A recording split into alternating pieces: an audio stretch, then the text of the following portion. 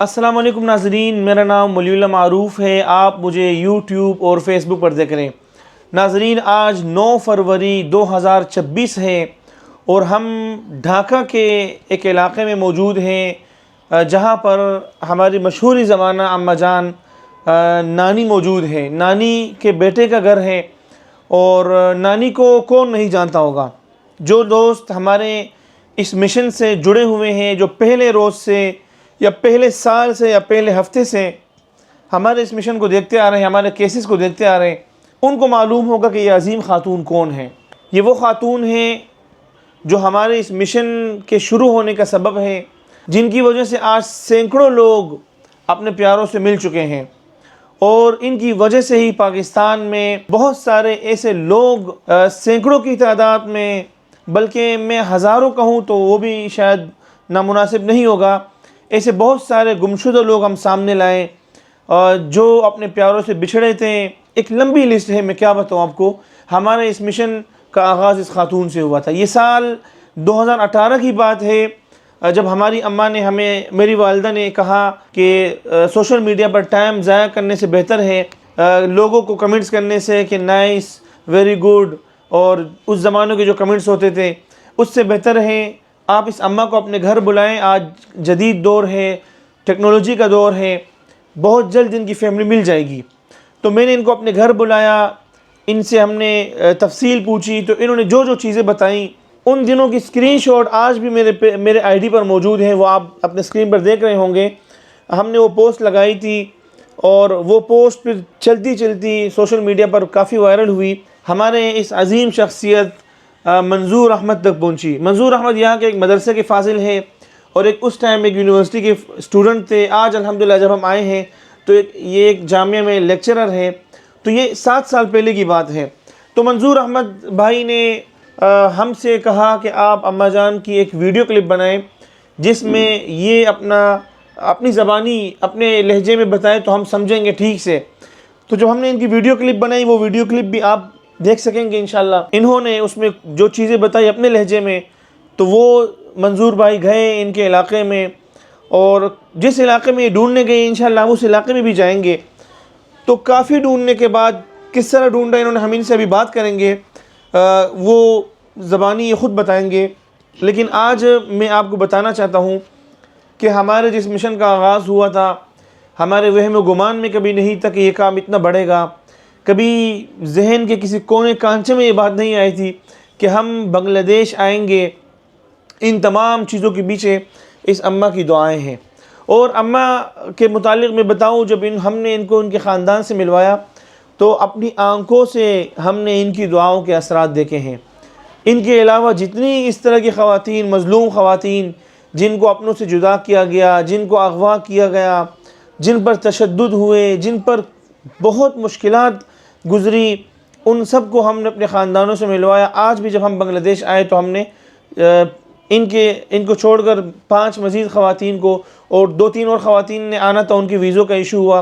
तो अल्हम्दुलिल्लाह इनकी दुआओं से हमने अल्लाह की मदद को अपने आंखों से देखा। जिसे कहते हैं कि मैं हमेशा कहता हूँ कि आंखों देखा ऐनी शाहिद हूँ मैं अल्लाह की मदद का, कि अल्लाह की मदद किस तरह उतरती है लोगों की मदद करने से। तो आज इन्होंने हमें दावत दी थी, हम इनके घर आए। यहाँ इनका बेटा रहता है और ये वो बेटा है जब माँ को अगवा किया गया था और वो बेटा चंद 1-1.5 साल का था, 2 साल का था। अपने बेटे को घर में छोड़कर एक खातून ने इन्हें कहा था कि आप चले, आपको हम घुमाने ले जाएं, मेले में या बाज़ार में चलते हैं। मेले में कहा था, बाज़ार का कहा था। वहाँ से फिर इनको कोई नशा आवर चीज़ खिलाकर इनको बेहोश किया गया और जब इनको होश आया तो ये कराची में थी। तो आज हम इनके घर में मौजूद हैं। नानी कैसी हैं आप? खैरियत से हैं? ठीक हूँ मैं। आज हम आपके घर में आए हैं, खुश हो या परेशान हो गए? अच्छा लगा। अच्छा लगा आपको? जी, अच्छा, आप ज़रा, हमने देखें आपका इंटरव्यू अपने चैनल पे कभी नहीं डाला है क्योंकि आपको जो मिलाया था उसके 1-2 साल बाद हमने जाके यूट्यूब चैनल बनाया था। तो आज अपनी स्टोरी ज़रा बताएं कि बांग्लादेश से आपको कैसे ले जाया गया था? जो पहले था, पहले बताएं स्टोरी। पहले बताए। मैं आया था 2 स्टाफ थे, स्टाफ आया था, जिनेदा स्टाफ आया था।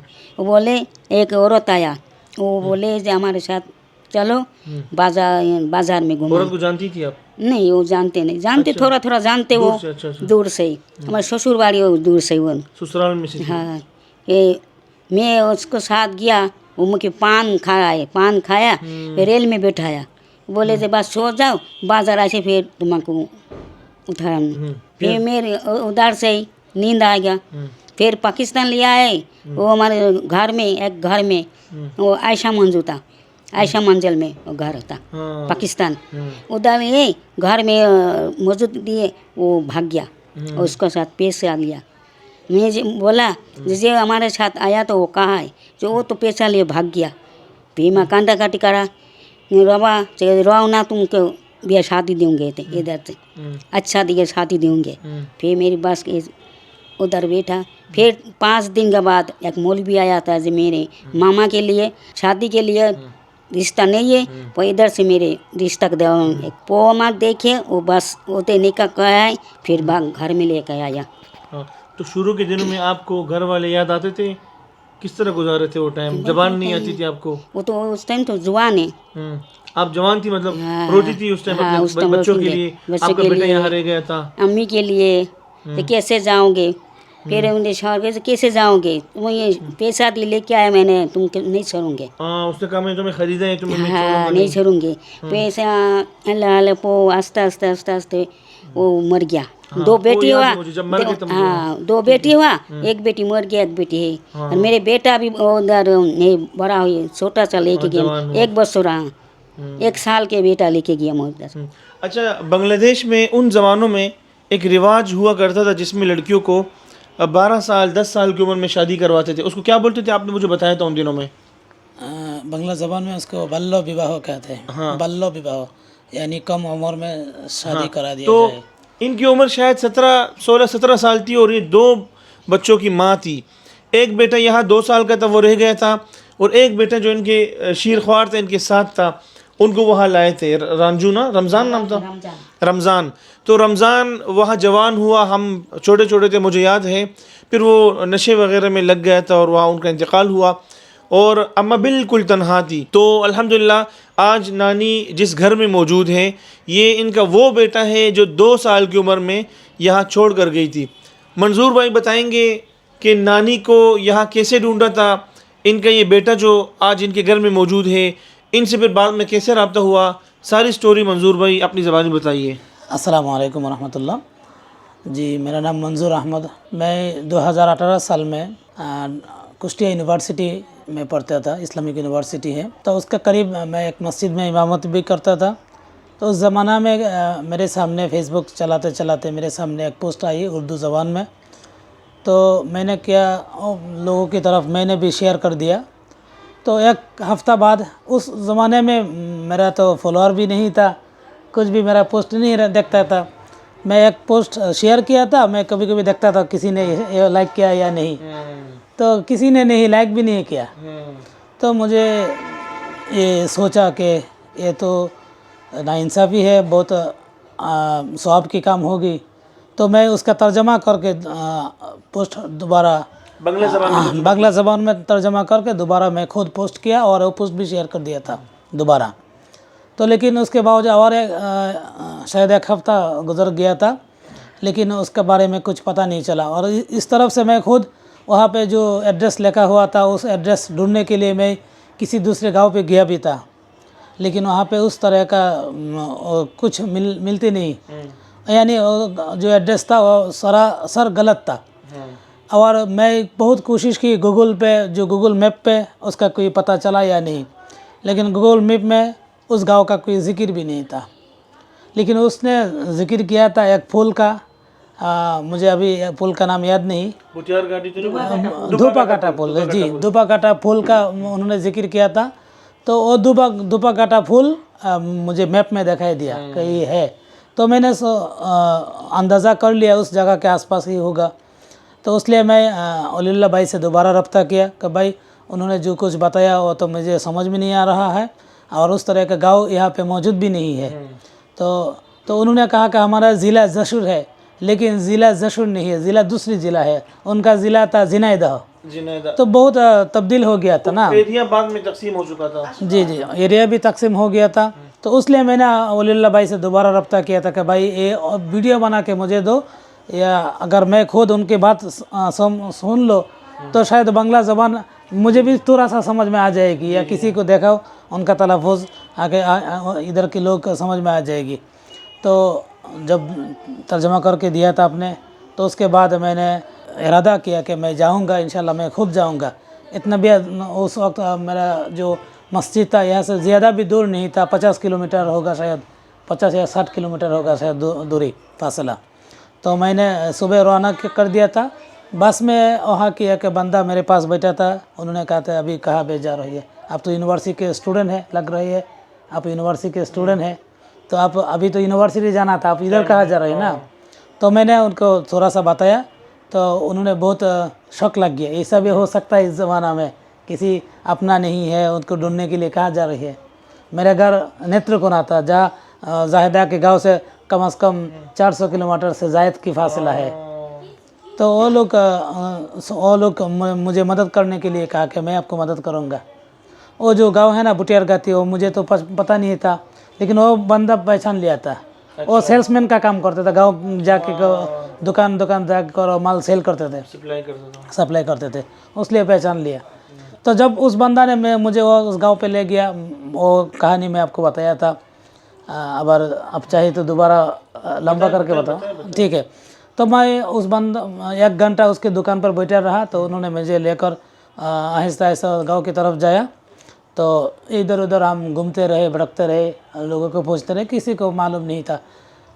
उसका और एक भी एक वजह है, जैसा कि वीडियो में उन्होंने कहा था कि मेरा भाई का नाम रबीउल शफीउल उस तरह का है ना, लेकिन इधर के लोग जानते हैं कि रबी है, शफ़ी है, शफ़ी उसका नाम है रबी, लोग रबी जानते हैं, हम कहते हैं रबीउल शफीउल, लेकिन उसका नाम है शफ़ी।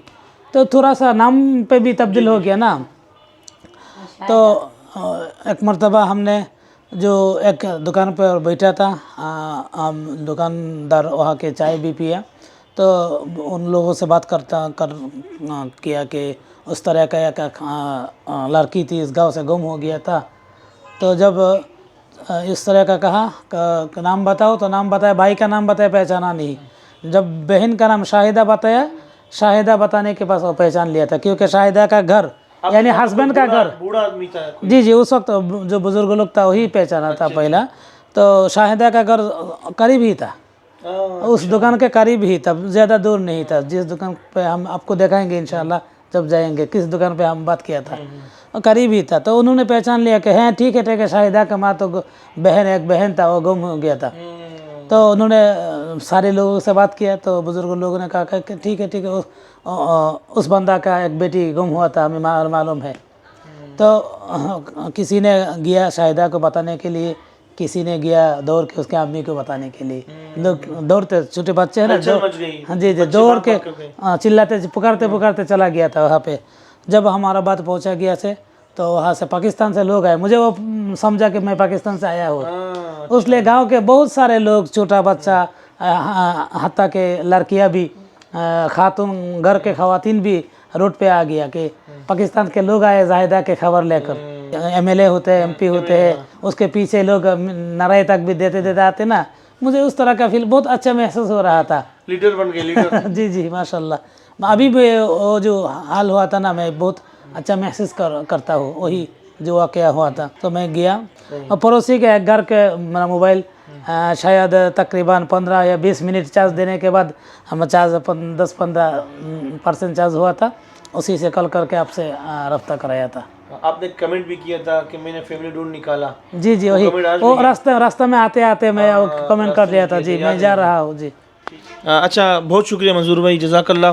अच्छा, इस स्टोरी के बाद जो वीज़े के हुसूल का जो मसला था, उसके लिए अगर हम बैठकर सारा दिन भी बात करें तो उस पर कहानी ख़त्म नहीं हो सकेगी। मंजूर भाई, वीज़े में हमें 2-2.5 साल लगे थे। उस वीज़े के लिए मुझे तो जो मुश्किलात का सामना था वो सबको पता है। आपको किन मुश्किलात का सामना था यहाँ पर? आप तो कितने दूर दूर आते थे और बहुत सारी परेशानियाँ, मसाइल, बातें, गालियाँ, सब कुछ बताएं आज। और जो वीसा के बारे में जो है ना, अगर मैं वो बात करूँ तो मैं दो किस्म की बात करूँगी।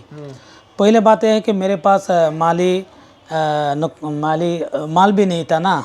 मैं मस्जिद में इमामत करता था, मेरी तनख्वाह भी बहुत कम होते, उस वक्त मेरा 2500 होते थे, उसके बाद 3000 हुआ था। तो उस मैं अपनी खर्चा भी चलाना होता है, और घर मेरे पिताजी बीमार था, उनको भी देना पड़ता है। लेकिन उसके बावजूद 1-200 करके मैं जमा करता था पैसा के ज़ायदा के लिए, मैं ढाका जाना पड़ेगा। ऐसा हुआ था, आपने कई मरतबा भी पैसा भेजा था, ये तो ठीक है। बात ये हो कि उसके बावजूद मैं यूनिवर्सिटी की एग्ज़ाम भी चल रहा था, कभी कभी पेपर वगैरह जमा करना पड़ते थे, क्लास टेस्ट भी होते थे। उसके जब मुझे मौका मिलता था उनके घर उसके अम्मी के साथ बात करने के लिए चले जाते थे, क्योंकि उनके अम्मी के पास तो मोबाइल भी नहीं होता। मैं कभी कभी सोचता था छोड़ो ये काम, मेरा क्या, मैं तो उनका रब्ता करा दिया ना, मेरा काम ख़त्म, अब वो लोग खुद करे।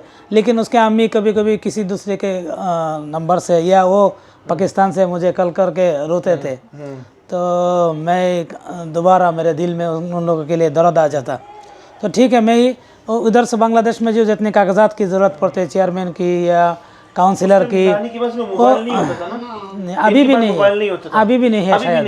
ये आप मेरे घर पे आती थी बात करने के लिए। तो जैसा कि एक मेंबर की सर्टिफिकेट की ज़रूरत है, चेयरमैन की सर्टिफिकेट, हाँ, बार्थ सर्टिफिकेट की ज़रूरत पड़ती है।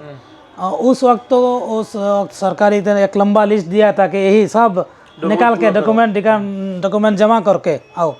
मैं जब मैं छोटा था, उससे मेरा झूठ बोलने की मुझे आदत नहीं है। मर जाओ तो झूठ नहीं बोलता मैं कभी झूठ नहीं बोलता, खास करके किसी काम के हवाले में। तो मैं कहता मैं नत्र बना तो निकाल देते, चले जाओ। उस तरह का कई मसला एक फेस करना मुझे पड़ा। उसके बाद जब कागजात मिल गया तो आप ढाका आना पड़ता, आपको तो बहुत कुछ मालूम है।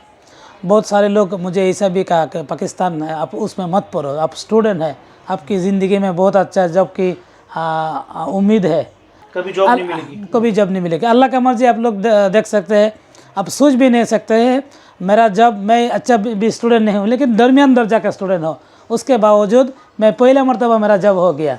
इतना ही नहीं, पहले टाइम में मेरा जॉब लगा।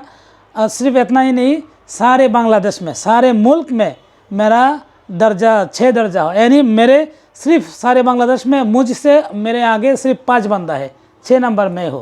पूरे बांग्लादेश में 6ठी पोजीशन हासिल की इन्होंने, और इनकी दुआ, मैं यही मैसेज करता हूँ, उनकी दुआ है, और उनके जितने और भी ख़वातीन हैं उन सब की दुआ ऐसा हुआ। बिल्कुल ऐसे ही हुआ, ऐसे ही। अगर किसी अखबार वालों के सामना हो जाता तो उस तरह के सवालात मुझे करते थे ना, मैं भी बहुत घबरा जाता हूँ, क्या करूँ मैं उनसे कभी कभी लड़ाई भी करता था कि नहीं, वो तो बांग्लादेशी है, वो पाकिस्तानी नहीं, मैं तो किसी पाकिस्तानी के लिए नहीं काम नहीं कर रहा, वो तो हमारा मुल्क है, हमारा एक माँ यहाँ भटक गया, हम उनके लिए काम करते हैं ना। मैं ऐसा उनके साथ झगड़ा भी करते थे। ये उस तरह का मुश्किलात आता था। और एक किस्म का मुश्किलात है, वो किस है, और उस वक्त कोरोना का ज़माना आ गया था, फिर बीच में कोरोना आ गया कोरोना आ गया था। तो हम बात शायद ज़्यादा लंबा हो जाएगी, मैं शॉर्ट करता हूँ।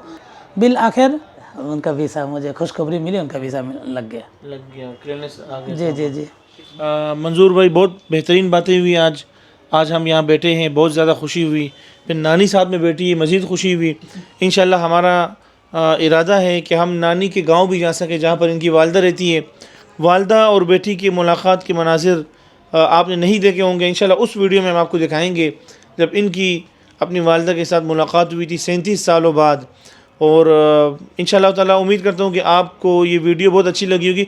इस तरह की वीडियोस वही लोग देख सकेंगे जो हमारे इस मिशन को खुलूस से, प्यार से देखते हैं, और जो लोगों के जुदाई के दर्द को समझते हैं, वही लोग इस वीडियो को देखेंगे। और इतने तवील वीडियो और इस तरह से बैठकर एक चारपाई पर और छोटे से कमरे में, क्योंकि लोग ज़्यादातर खूबसूरती को देखते हैं, माहौल को देखते हैं, लेकिन हमारा मिशन ऐसा है कि इसमें अल्हम्दुलिल्लाह वो लोग पसंद करते हैं जिनको एहसास हो और जो समझते हो इस काम को, वो लोग इस तरह की वीडियोस देखते हैं।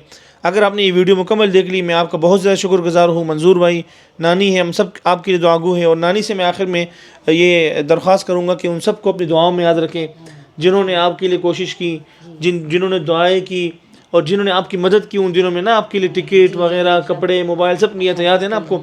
तो बहुत ही अल्लाह वाली ख़ातून हैं और इनकी दुआओं में हमने बहुत असर देखा है। बहुत जल्द हमारी ढाका या बांग्लादेश की किसी भी इलाके के सरज़मीन से हम आपसे मुखातब होंगे एक और नई वीडियो के साथ। अपना ख्याल रखिए। अल्लाह निगहबान।